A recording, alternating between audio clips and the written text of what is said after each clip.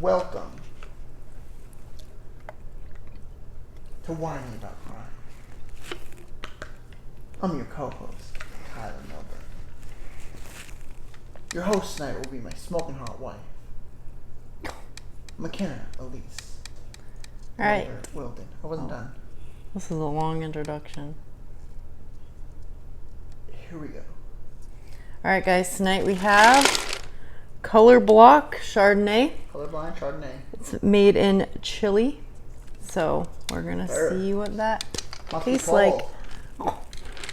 You have your glass? I have my glass. Whoa. Page Springs Cellars is where we stole these glasses from.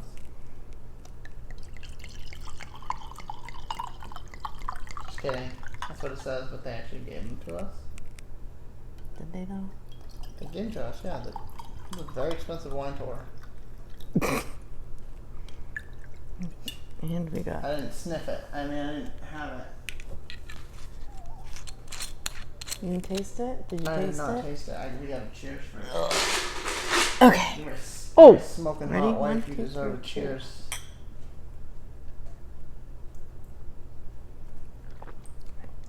Oh wow. I could mess with it. It's actually pretty good. Pretty It's really good. Yeah. Just like your personality. Pretty good. Now I understand why she did it. Just kidding. All right, today we're gonna do Crystal Howell. We chose this one because I feel like recently we've been doing ones that are covered by a lot of people. This one's not covered by a lot of people, so some of the facts were kind of hard to find, but And short and sweet. yeah, it is. I mean, mine's kind of, she's like 5'8". She's very tall, but wicked sweet. I'm getting some extra brownie points. oh, all right. So dinner after this. So Crystal Howell, this one's very interesting. Again, it's kind of not very covered, so I think that's what makes it more interesting. So we will get into it again, just so you guys are aware that some of these facts might not be true. And yeah, our little disclaimer basically means that it's our opinion. Yeah, we're not crime scene investigators. We're not FBI. So well, she's not. I'm not. You are. Things I can't tell you. All right. So Crystal Howell's parents got divorced in 2009. So I tried to find some events in her childhood, and I really couldn't find anything. The major thing that I found though was that she was a very Spitfire child, but she was really fun. But she did have a lot of issues as far as disobeying her parents. But she was a very outgoing, kind of easy to be around, but also wild child. So that's when she was younger. When she started getting older, though, her parents did notice that she was having a lot of issues, and most of those issues were around just her just not wanting to listen to what they had to say. So that is kind of how her childhood started. She did have an older sister. I think her name was Sierra. I didn't really dig into her very much, but their divorce was basically caused because the father and mother of Crystal Howell were fighting over whether or not she should be medicated, because she did have a lot of issues mentally, and then they would see that come out in the way she treat people, and especially in the way that she would defy their guidance. So Michael, which was Crystal's father, was very against medicating her because he had been medicated and he had been to counseling when he was younger, and he didn't necessarily agree with putting her on medication and her going to see a counselor, because he was he was kind of made fun of when he was younger for it, so he didn't want the same thing for her. And then obviously the mother was completely for medicating her. And then, so they ended up putting her on a medication. And the father of Crystal, so Michael, noticed a big change in her personality. She wasn't the young Spitfire, fun to be around girl. She ended up being quiet and kind of kept to herself. So this was a big problem for her, or for him. So he decided that, so they kept fighting about this basically over and over and over. It was just constant fighting. And then finally, Crystal's mom came out and told Michael that the oldest daughter was actually not his. And so kind of around this point, that was kind of something that just came out, and that was the last straw for him. He ended up leaving, and they ended up getting a divorce. Sip wine. What? Oh, nothing. So Crystal started off living with her mom. However, there were several issues of her just not listening to her. So she wouldn't listen to the rules, and that was obviously a big issue for Crystal's mom. And so Crystal was sent to live with her father in an 8-bedroom cabin. It was a pretty big cabin. When I heard 8-bedroom cabin, I was expecting like this huge marvelous thing, but it really wasn't that like marvelous. It was just a bigger cabin, had a couple sheds, had a lot of property. But it was isolated. So this is where Crystal ended up living. I think her father was kind of for like trying to fix it himself kind of thing. So if he got her away from everybody, I think he thought that would fix it. So at first everything was going fine. Like her friends were jealous of the relationship that her and her father had, even though Crystal didn't really listen to him, and she did get in trouble as far as like shoplifting. They still had a really good relationship. They both adored each other, and they were both like pretty much friends. And so at this time, they were having a good relationship. Crystal did get caught shoplifting a couple times. It wasn't just like one or two. She did get caught, and finally, I think they ended up. So let me get to there on my thing. All right, so Crystal and her father actually ended up going shopping together. More wine. And when they went shopping together, Crystal's father actually saw her shoplifting. So this was kind of a big, like, okay, like she got in trouble for it. Obviously, she's shoplifting in front of her father. So after this incident, Crystal was kind of upset. Her father made a big deal out of it, a big scene, as would any parent, and made her basically return the thing that she shoplifted, apologize to the owner, and it was kind of, I mean, it was a big deal. She was shoplifting. She shouldn't have been. She was 17 at the time. So, I mean, she's old enough to know that that wasn't okay. There's situations where young kids could do this, but she was 17 years old. She knows better than that. Facts. Is that it? Yeah. Okay. I'm not a shoplifter, so. Okay. I'm not Jersey Delk. That was a quick call out. So basically, after this incident, nobody knows what really happened in the car ride home, whether or not he like yelled at her or it was just really silent, but no one really knows. But after this, I think even if it was silent, like that gave her time to think of the situation and even get like more upset about it. So she was overall just not a happy camper. So once they got home, she decided she was going to take a shower, and her father, Michael, ended up taking a nap, which... This is where it gets interesting. Yeah, which he would never wake up from. So... If you're watching, make sure you grab a seat. It's fun. So this is where Crystal actually admitted for the first time ever considering killing her father, was sitting in the shower while her father was laying on the couch taking a nap. So Crystal took this opportunity to find and load one of her father's shotguns. I say one of because it didn't say whether or not he had like multiple, but she pointed it directly at his head and she pulled the trigger. This killed him instantly. So he didn't suffer. This killed him. But at this time, like, you have a 17-year-old daughter that just put a shotgun to her father's head. So Popped it. So she got rid of the gun. So what she ended up doing with the shotgun is she actually sold it to one of her friends' fathers, and she told the father that it was a gift that her dad had given it to her. So she sold it for $20 to this guy, one of her friend's dads. So she got rid of that, and then Crystal had actually told her friends that her father had gone on a business trip, and she kind of needed someone to be around or somewhere to stay while her father was on this business trip because she didn't want to be lonely.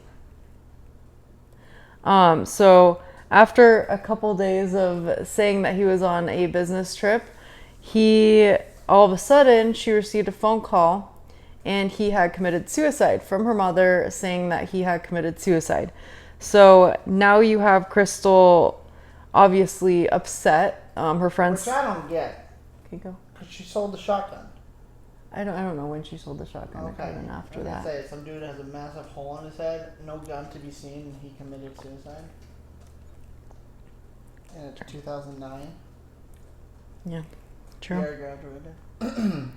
I think it was after that. I think 2009 is when they got divorced. They didn't really put a time thing in here. All right, so then all of a sudden, like, she's crying. Her friends say she was crying hysterically. Like, she was obviously very, very, very upset, whether or not this be because her father committed suicide or because she finally discovered and came to the realization that she had shot him. So obviously this leaves Crystal alone, already living with friends for the time being. So Crystal comes up with this plan, and so did her friends. They kind of came up with it together. I think the friends actually were the ones who said, you know what, this sounds like a good idea. They're all 17, by the way. So maybe one or two were 18. Who knows? Wine break? You can tell it's a 17-year-old plan once you listen because they're just stupid. Not all 17-year-olds are stupid. Just kidding. But to be fair. Whoa. This just got crazy. All right, so now we have the suicide. All right, so they schemed up a plan to basically live in the home, the cabin. So the eight bedroom cabin. They schemed up a plan to basically live there by themselves. So there's three 17-year-old girls all deciding to go live in this cabin by themselves. So, and I don't know where, like,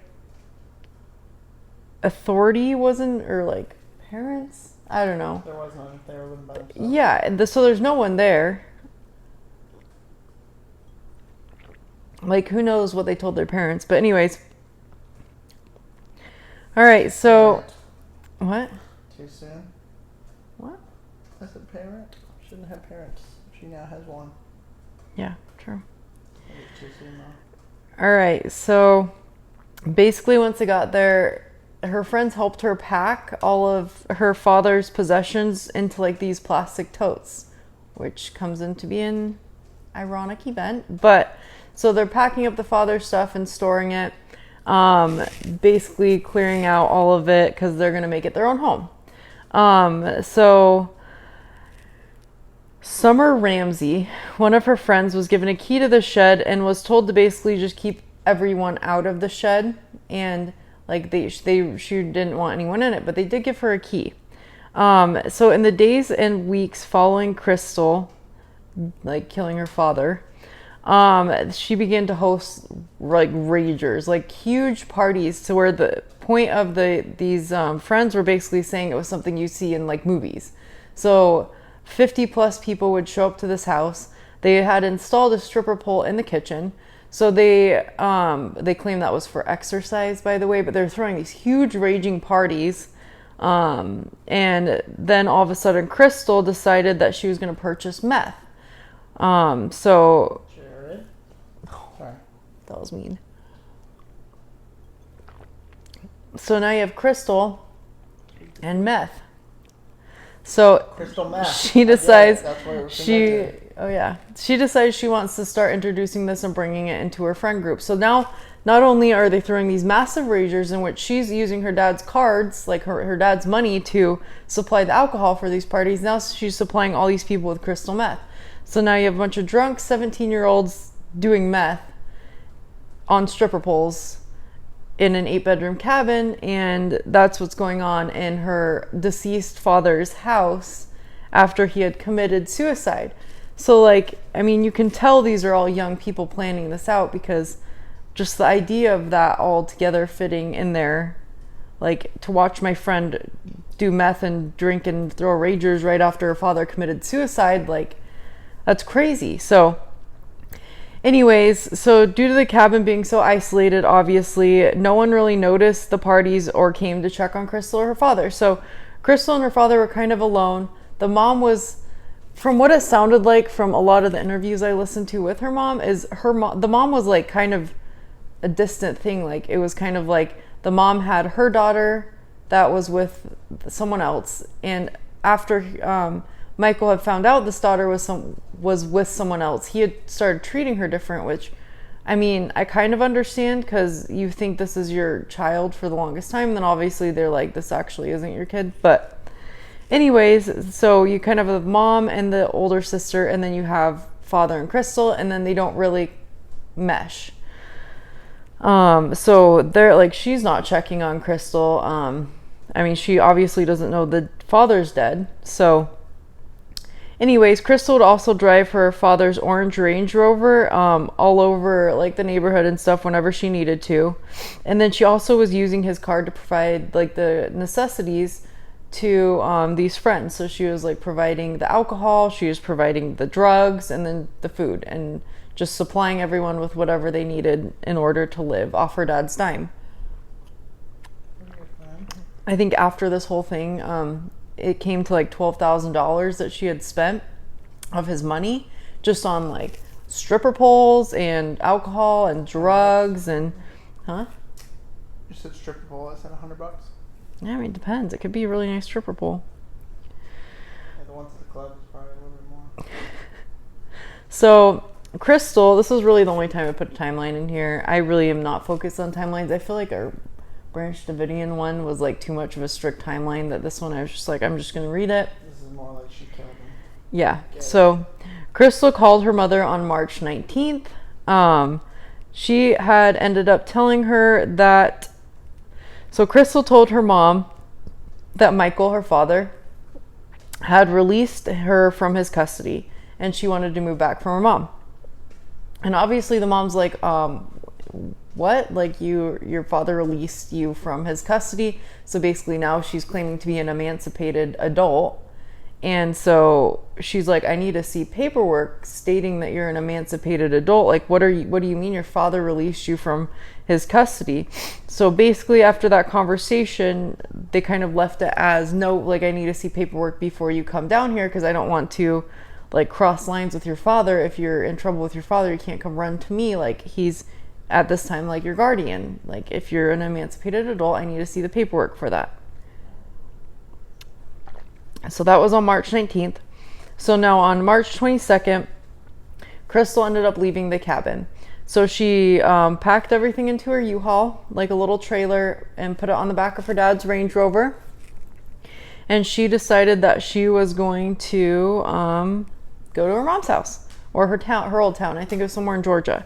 So she said she would come back in about 6 months. So like she gave him like an extended period of time. So I didn't mention this, but I'm gonna throw it in there because I feel like it's kind of important, just based like her mentality. So after these huge raging parties that they threw, they claim when they interviewed the girls, they said it was one, but then they said it was like a 3 or 4 day party. So it's like, to me, that's like, I don't know, 3 or 4 days worth of parties. But they were just living the life for the long time. But anyways, one of the friends said for 2 weeks, Crystal sat in a chair and didn't move at all. Like to go to the bathroom, she'd get up but not talk, and then she wouldn't eat or drink water, like nothing. And so the friends were literally force feeding her food and giving her water for like 2 weeks. So that really like goes into what kind of mental state she was in at that time. So it was like after these parties, it was like she was so in this mental funk. Like 1 minute she's partying and having fun, the next minute she's doing meth. Now she's sitting on a couch basically for 2 weeks not doing anything. Like they couldn't get her to talk. And then also during that time when she was partying, they're unsure if someone like slipped or something harder or what was going on, but she was like imagining things, like saying someone would be smoking a cigarette and like they'd see the smoke and she said, "That's my father," and she was like imagining these weird things about her father during these parties. So they don't know if someone slipped or something, or that was just truly how mentally messed up she was at that time. I mean, obviously you killed your father, you're surrounded by people who think he's died in suicide, and then I don't know what was going on in her head. I'm sure there's a lot going on in her head, but anyways, that was a couple points I wanted to point out. So that was a 22nd, packed the U-Haul, and filled with her belongings. So she drove to her hometown, and she actually didn't go to her house. She was driving around town, and I think they just crossed paths. And the mom knew it was her because of their orange Range Rover. Like not many people drive around in an orange Range Rover. So the mom stopped and basically like got out. They were talking, but the mom said that she wouldn't hug her. Like she didn't want to be touched. The sister was there too, and she just kind of wouldn't make eye contact. Like, it was really awkward. I don't think they really, obviously the mom and sister didn't know they'd be running into her, but then Crystal, the way she was, everyone said it was very awkward. Like, it was just, she didn't want to be touched or hugged or anything like that, and she couldn't really talk. Like, she didn't really want to talk. So they kind of chalked that off as just a very awkward like encounter. They noticed she did have the U-Haul in the back, but she didn't end up going home. So the same day that this whole thing happened, the friends were attempting to sell this pinball machine that the father had. So he had this pinball machine, and obviously to a collector, a pinball machine could be worth a lot of money. So she basically told them that if you sell the pinball machine, you can use that money for, like, you can have the money basically. And so these friends found a buyer, and the pinball machine was stored downstairs, so they hauled it all the way back upstairs, and then they got it upstairs, and then the buyer, something fell through. So they didn't end up buying it, or they didn't show up. I don't really know what happened, but the cell went through. So after the cell ended up falling through, they went to go haul it back downstairs, and one of the friends was like, "Wait, why are we hauling this downstairs when we can put it in the shed outside?" Now, when Crystal left, her one rule for this whole thing was like, do not go in the shed. And that was her one rule this whole time. So she basically said that the reason... Hold on. What? It was capitalized. Do not go in the shed. Do not go in the shed. I did put it in all caps on my thing.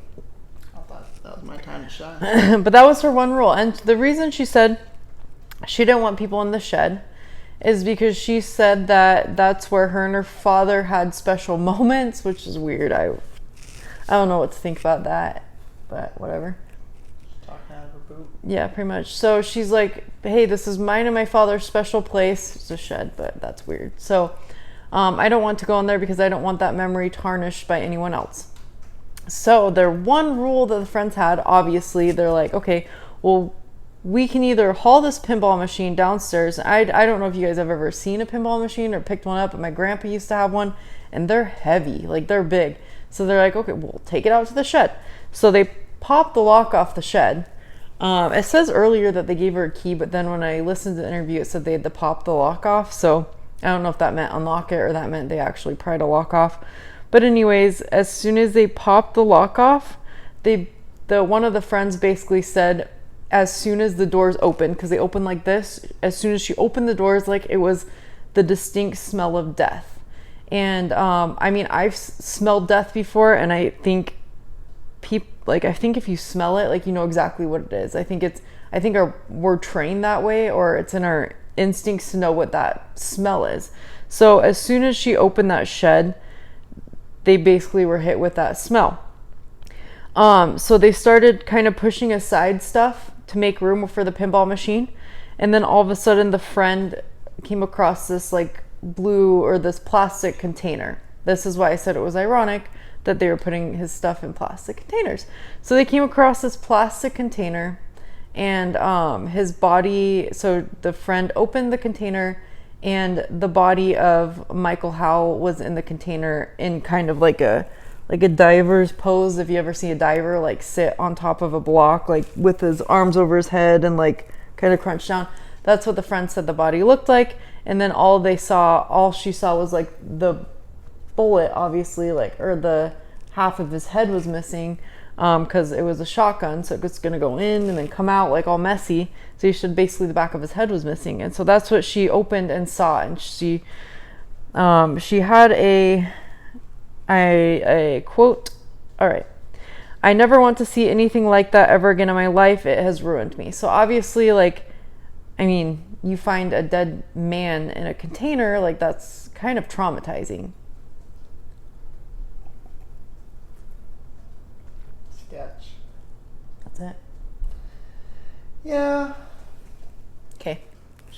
I'm big into death, so. Oh. Don't go in our garage, by the way. Boy. All right, so now they found, but the funny thing is, well, it's not funny, but it is kind of funny. So what her friend said. Wait, so the girl just told everyone he committed suicide? Oh yeah, so basically, is that Sam? That's I Sam. can kind of see her. Hi, Sam. So basically, what she had told, so at this time, not everybody, but the people that were surrounded, like the important people surrounding her, thought he had committed suicide. So obviously, like, the mom didn't know, the sister didn't know, none of his friends knew, but what her friends thought was that he committed suicide. So at this time, they still think that he committed suicide. So when they opened this big bin, they originally thought that this was one of the party goers. So that was what she said, is, "I thought this was one of the party goers from our parties." And I was like, when I heard that, I was just like, why would you think one of your party goers got shot in the back of the head with a shotgun? But whatever. But she said pretty soon after that, she realized it was her father. So now we have the body of Michael Howell has been exposed. After this, her friends are like, "Nope, I'm out." So her friends that day, right after this, went directly to the police. So after they went to the police and basically said, "I have Michael Howell, like, I know where this guy is," like, so after all this, what does it say?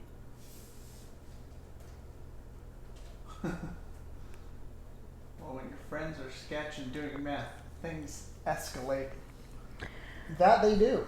I mean, I've never been to a party where I'm like, did someone get shot tonight? I don't know, but I guess I've never done crystal meth. I've never been to a party. Oh. I'm sorry. It's fine. I have a great life. And a great wife. Oh. So excited for dinner tonight. So basically, now they have the body, they have the friends. Funny thing about, so the friends that ended up living with her, like the best friends, I guess, that we had at this time, one of them, so the one that she sold the shotgun to, she thought that Crystal was trying to set her up. And it kind of makes sense, because she sells a shotgun that she used to kill her father to her dad, so this girl's dad, for $20, and then leaves her alone in the house that Michael Howell is dead in. So this friend, her original thought was, Crystal's trying to set me up. Like, she's trying to set me up for this murder. And when she talks about it, like, she was emotional. She was scared at the time. Like, she's like, crap, this girl's trying to set me up for a murder. And she's like, she even said herself, like, this whole situation looks bad. And that's kind of probably when it snapped, that she's like, all right, well, I'm 17 in a house doing crystal meth and alcohol with a dead man. Like, this doesn't look good.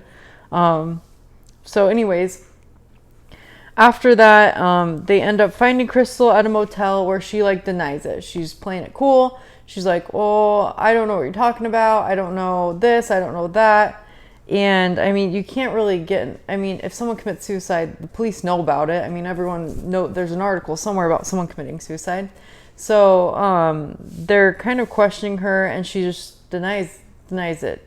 Like, just doesn't know what they're talking about.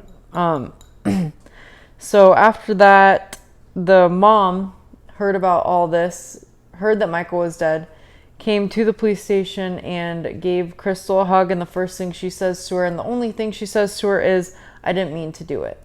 And so after that, she kind of confessed, and all the crazy stories were released to the police, and the police now are aware of the crazy parties that were happening. Well, there was a dead man sitting in the shed, the stripper pole that had been included in the kitchen, as well as like everything that was going on. So October 2016, Crystal finally pleaded guilty of killing her father. She's now 20. She was 20 years old at that time. So this whole thing took place in 2013. So, or 2012, 2013, depending on when her birthday was. So at 20 years old, she ended up getting a 30-year minimum sentence, which is normal. Not really. I mean, it was first degree. I think she ended up pleading to, maybe she got second degree. I didn't really read into the trial because the last thing I want to do is bore you with trial details, but she's locked up for a 30 years minimum sentence. I think it was first degree, obviously, because you have the whole shoplifting experience, and then you have that whole time that she was in her head planning it, and then she planned it in the shower. So to me, I feel like it would be a first degree murder because you do have that like time to think about it. So her lawyers claim she had a history of mental health issues, but the prosecutors described the crime as planned and brutally executed. So that's 100% true. Even though she had mental issues, like mental crazy outbreaks happen in a very short time, but she's admitting to considering killing her father in the shower. So that's before. Usually people with like a mental illness that you can say, you know what, this person had a mental outbreak. It's like, you piss me off, bam, you're dead. It's not, you make me mad, we're sitting in a car ride home, I'm taking a shower, and then you do it. So even though she did have a lot of mental issues, I don't think it was necessarily like a mental outbreak. But I do think that a lot of mental issues were contributed to it. So Crystal's aunt had some very interesting comments about like the whole situation and her in general. She just basically wanted everyone to know, this is a direct quote, "I can tell you there's a lot more wrong with Crystal than has come out." So the aunt alone knows that there's a lot more mentally going on in Crystal's head, and there's a lot more mentally wrong with Crystal that like the public knows. So I will tell you what I think after this. She said that there have been so many issues, but they have been compounded by all that she has been going through over the years. And her aunt insists that Crystal was a loving, sweet child and not a monster. She also said that people need to understand mental illness is serious and it can be pushed to the limit, and I think that's what happened. So even though like people can have these mental outbreaks, I really think that her mom was right, which is I don't know. Like children are so heavily medicated these days. You take a child to like the psychiatrist, and the first thing they want to do is like give them medication. They don't. What? Money. Oh yeah, money. Like what people don't understand is psychiatrists do make a cut of whatever, like, Mamba, you knock it over. So like psychiatrists do make a cut of like Mamba's finally making an appearance. There you go, puppy. So they do make a cut of these like prescriptions they're prescribing. So like it gives them more of an initiative to push them out. So I mean, I do agree with the mom as far as like she probably should have been medicated. There are probably some situations, I mean, parents kind of know best when a mom sees a child suffering, but then you also have mothers who take their children because they're experiencing like these little teeny issues, and they get put on like 5 medications that they have to be on their entire life. So I think there was a lot of issues.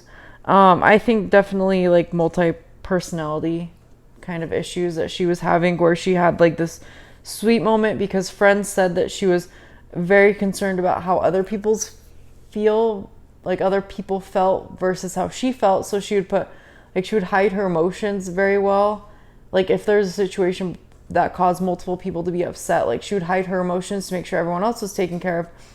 But I think that maybe there's multi-personality kind of things going on, because maybe at that point, like, the only thing she could think about was herself, and that was against the personality that a lot of people knew. Was she would care about herself over other people, but at that time all she cared about was herself. So that's kind of what I think. But